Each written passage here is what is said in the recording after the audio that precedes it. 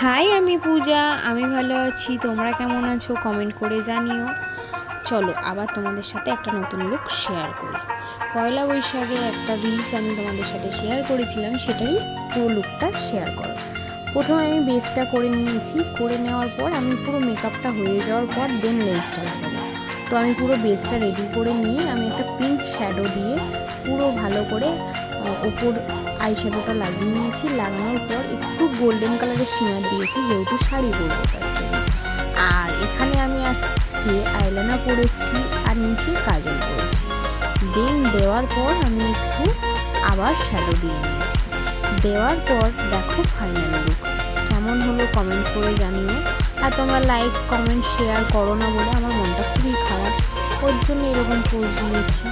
তো like comment share করে দেবে সবাই। ভালো থেকো, সুস্থ থেকো। Bye, good night.